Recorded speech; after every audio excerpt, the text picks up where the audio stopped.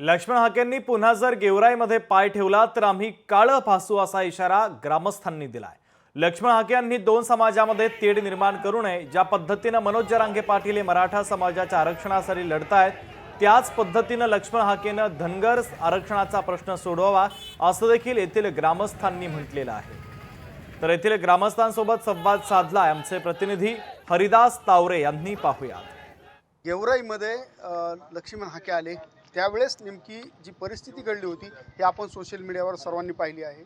नेमकं काय घडलं होतं त्या ठिकाणी जे कार्यकर्ते होते त्यांच्याशी आपण बातचीत करू। काका काय सांगता येईल, नेमकं काय घडलं होतं, काय प्रकार होता आणि पूर्णतः पोलीस प्रशासन त्या ठिकाणी होतं, मात्र एकच गोंधळ त्या ठिकाणी उडाला होता, नेमका काय प्रकार होता? या 2 दिवसापूर्वी ज्या घटना घडल्या, हाके साहेबांनी आदरणीय राजांनी जे बॅनर लावले होते त्याच्यावरून जे दंडुक्याची भाषेची शब्द वापरला त्याच्यावरून त्यांनी इथले कार्यकर्ते बी थोडं हे झाले होते।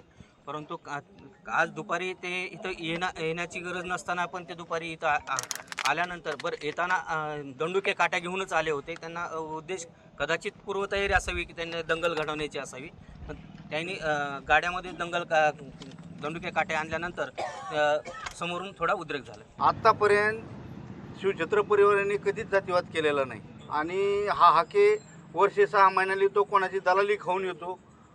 हा कुणी पाठवला काय पाठवला काय मला सांगू, आणि तुला आता विजयसिंह पंडितला दांडा काढायचा नाही, आम्हीच तुझ्यावर दांडे काढतो हे लक्षात घे म्हणावं।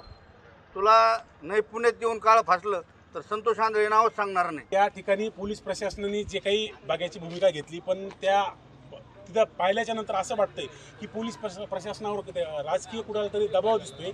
त्या दबावाखातर पोलीस प्रशासनाने त्यांना या ठिकाणी प्रवेश दिला। प्रवेश देणं आम्ही काय म्हणू शकत नाही की त्यांनी इथं प्रवेश का दिला किंवा काय नाही दिला, संविधानाने त्यांना अधिकार दिलेला आहे, ते कुठं पण जाऊ शकतात, आम्ही त्यांना विरोध बी करू शकत नाही।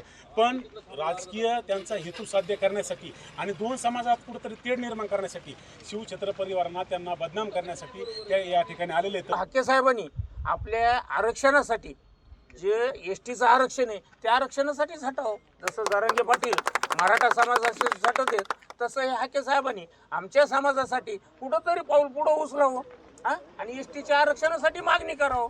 एसटीचं आरक्षण जर मागत असेल तर पूर्ण धनगर समाज त्यांच्या पाठीमागे ठेवू आम्ही। गेवराईमध्ये जो आजचा जो प्रकार धक्कादायक प्रकार घडला, या प्रकारावर इथले जे नागरिक आहेत पूर्णतः नाराज असल्याचं पाहायला मिळतंय। लोकशाही मराठी ऐका, पहा, जागरूक रहा।